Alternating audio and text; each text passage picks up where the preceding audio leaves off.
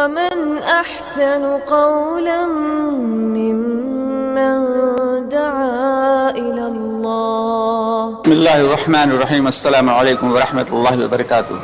پیارے دوستوں اور عزیز بہنوں، میں ہوں یوسف ملک اور آپ دیکھ رہے ہیں دعوت جنت کا راستہ. دوستوں، آگے بڑھنے سے پہلے آپ سے گزارش ہے کہ ہماری ویڈیوز کو زیادہ سے زیادہ شیئر کریں، اور اگر ابھی تک آپ نے ہمارے چینل کو سبسکرائب نہیں کیا تو اس کو سبسکرائب ضرور کر لیں اور کمنٹس باکس میں اپنی رائے کا اظہار کریں.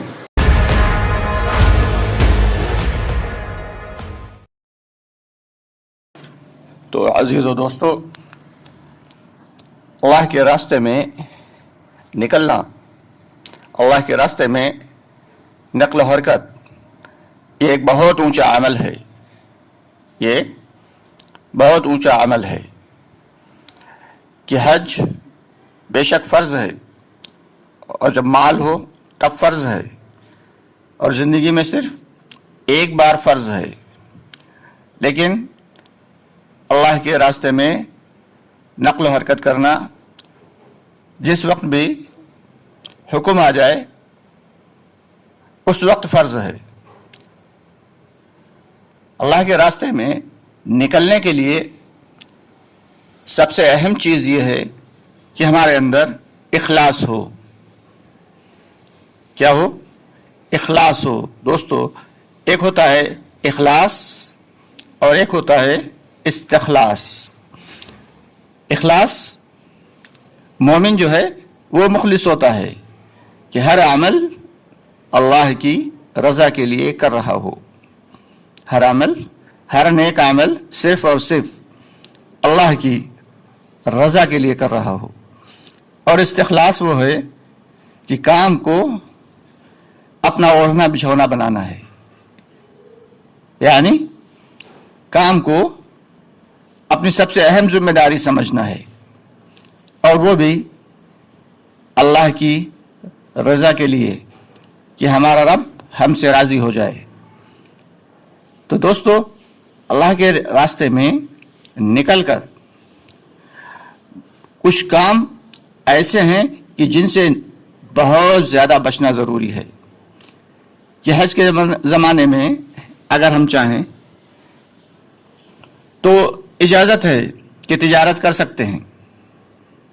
حج کے ایام میں، حج کے سفر میں اگر جائیں تو تجارت کر سکتے ہیں. لیکن اللہ کے راستے میں نقل و حرکت کے زمانے میں تجارت کی بھی ممانعت ہے کہ تجارت بھی نہیں کر سکتے، بالکل منع. صرف اور صرف اللہ کے راستے میں جب نکلیں تو صرف ارادہ یہ ہو کہ بس ہمارا اللہ اور اس کا رسول خوش ہو جائے، اللہ اور اس کا رسول کی خوشنودی ہی حاصل ہے، اس کے علاوہ کچھ بھی نہیں. چنانچہ اس کے لیے ہم سب کی ذمہ داری یہ ہے کہ کبھی کبھی ایسا ہو جاتا ہے کہ اللہ کے راستے میں نکل کر بھی واپسی میں ایسی چیزیں، ایسے سامان لے کر ہمارے ساتھی واپس آ جاتے ہیں. ہمارے ساتھی ایسی چیزیں اور سامان لے کر واپس آ جاتے ہیں، اور ارادہ کیا ہوتا ہے کہ اس کو واپس جا کر بیچ دیں گے تو کچھ نفع مل جائے گا. اگر یہ نفع اس نیت سے بھی ہے کہ جو نفع ملے گا وہ اللہ کے راستے میں خرچ کریں گے تو یہ بھی جائز نہیں. ہمارے اکابرین فرماتے ہیں کہ اللہ کے راستے میں نکل کر جس نیت سے ہم نکلیں گے، ہماری اس نیت کو اللہ تعالیٰ پورا کریں گے.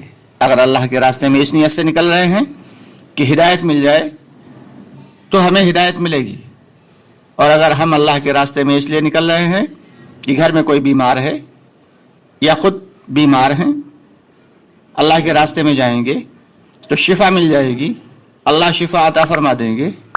دوستو، اگر نیت یہ ہے تو اس سفر سے شفا تو مل جائے گی، یا گھر میں اگر کوئی بیمار ہے تو وہ تو صحیح ہو جائے گا، لیکن ہدایت نہیں ملے گی. ساتھ ہی ساتھ اگر کوئی شخص اس نیت سے نکل رہا ہے کہ گھر میں کوئی پریشانی ہے یا مالی اعتبار سے کوئی پریشانی ہے، اللہ کے راستے میں جائیں گے تو اللہ تعالیٰ اس پریشانی سے نجات عطا فرما دیں گے، اس پریشانی کو دور فرما دیں گے، تو وہ پریشانی تو یقیناً دور ہو جائے گی اللہ کے حکم سے، لیکن ہدایت نہیں ملے گی۔ اس لیے اس اخلاص کے ساتھ استخلاص کا ہونا بھی ضروری ہے۔ اخلاص کے ساتھ استخلاص کا بھی، یعنی کام کا ہو کر رہنا، صرف کام کا ہو کر رہنا۔ نکلنے کے زمانے میں صرف اور صرف اللہ کی رضا شامل حال ہونا چاہیے، کہ ہم صرف اور صرف یہ عمل جو ہے، جو سفر کر رہے ہیں، یہ صرف اللہ کی رضا کے لیے کر رہے ہیں۔ اگر ہماری نیتوں میں ذرہ برابر بھی بدلاؤ آ جائے گا یا کوئی دوسری چیز شامل ہو جائے گی تو اس سے ہدایت نہیں ملے گی، اور جب ہدایت ہی نہیں ملے گی تو ظاہر سی بات ہے ثواب اللہ ماشاء اللہ کہ مل جائے، لیکن جب ہدایت نہیں ملے گی تو پھر آئندہ نکلنے کی توفیق بھی نہیں ملے گی۔ اس لیے دوستو، سب سے پہلے ہمیں کیا کرنا ہے؟ اللہ کے راستے میں نکلنے سے پہلے اپنی نیتوں کو صحیح کر لینا ہے۔ کیا کرنا؟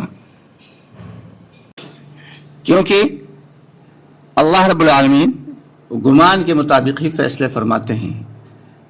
اگر ہم اچھے گمان کے ساتھ اور اچھے یقین کے ساتھ اور ہدایت کی چاہ کے ساتھ اللہ کے راستے میں نکلیں گے تو پھر اللہ رب العالمین ہمارے دنیا کی مسائل کو تو حل فرما دیں گے ہی، اور اصل چیز جو ہے آخرت کا مسئلہ اسے بھی حل فرما دیں گے اور ہدایت عطا فرما دیں گے، ہدایت عطا فرما دیں گے۔ تو دوستو، اللہ کے راستے میں نکلنے سے پہلے اس بات کا بھی لحاظ رکھنا ہے کہ ہمیں مال حرام سے بہت زیادہ بچنا ہے، اور اللہ کے راستے میں صرف اور صرف حلال اور طیب مال ہی استعمال کرنا ہے۔ اللہ کے راستے میں صرف حلال اور طیب مال ہی استعمال کریں۔ ویسے بھی مال حرام سے ہمیشہ، بلکہ شک و مشکوک مال سے بھی بچنا ہے، وہ مال جس میں شک و شبہ ہے، شک و شبہ والے مال سے بھی بچنا ہے۔ تو پھر اللہ کے راستے میں بھلا مال حرام کیسے قبول ہوگا؟ اس لیے اللہ کے راستے میں ہمیشہ حلال اور طیب مال ہی استعمال کریں۔ جب اس طریقے سے اور فکروں کے ساتھ ہم اللہ کے راستے میں نکل کر نقل و حرکت کریں گے اور اللہ کے بندوں کو اللہ سے جوڑنے کی محنت کریں گے، تب پھر دیکھیں گے کہ آپ خود ہی دیکھیں گے، اندازہ لگا لیں گے کہ کیسے ہمارے ایمان میں اضافہ ہوتا ہے، اور کیسے اللہ کی بڑائی، اللہ کی ربوبیت، اللہ کی عظمت ہمارے دلوں میں پیدا ہوتی ہے، اور کیسے رسول اللہ صلی اللہ علیہ وسلم کی محبت ہمارے دلوں میں پیدا ہوتی ہے۔ جیسے اللہ کی عظمت کا آنا ضروری ہے، ایسے ہی محمد صلی اللہ علیہ وسلم کی محبت کا دل میں ہونا ضروری ہے۔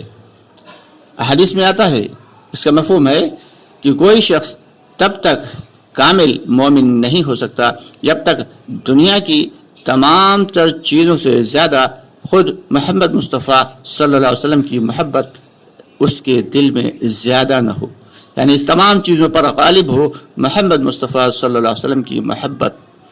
جب دلوں میں محبت صلی اللہ علیہ وسلم کی محبت ہوگی اور اللہ کی عظمت ہوگی تو جس علاقے سے جائے گا، جس علاقے سے گزرے گا، اللہ رب العالمین اس علاقے میں ہدایت کو عام کرتے چلے جائیں گے، اللہ کے بندے اللہ سے جڑتے چلے جائیں گے، لوگوں کے دلوں میں ایمان تازہ ہوتا چلا جائے گا۔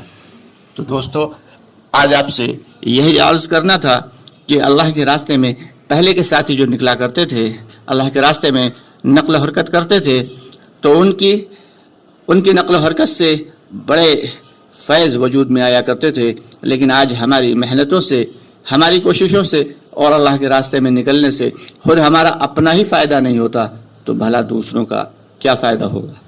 تو اس لیے کیونکہ ان کے دلوں میں اخلاص اور استخلاص تھا، اور وہ اللہ کے راستے میں صرف اللہ کی رضا اور اس کی خوشنودی کے لیے نکلا کرتے تھے، تو اللہ رب العالمین بھی ان کو بھی ہدایت سے سرفراز فرماتے تھے، اور ان کے ذریعے نہ جانے کتنے لوگوں کو ہدایت سے نواز دیا کرتے تھے.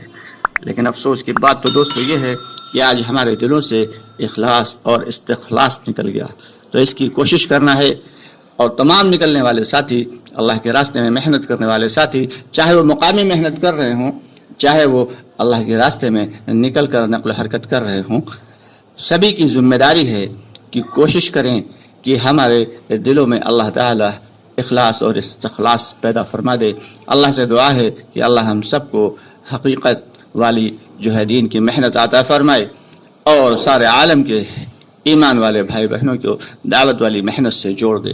انشاءاللہ بہت جلد آپ سے پھر ملاقات ہوتی ہے. تب تک کے لیے اجازت چاہیں گے. السلام علیکم ورحمۃ اللہ وبرکاتہ.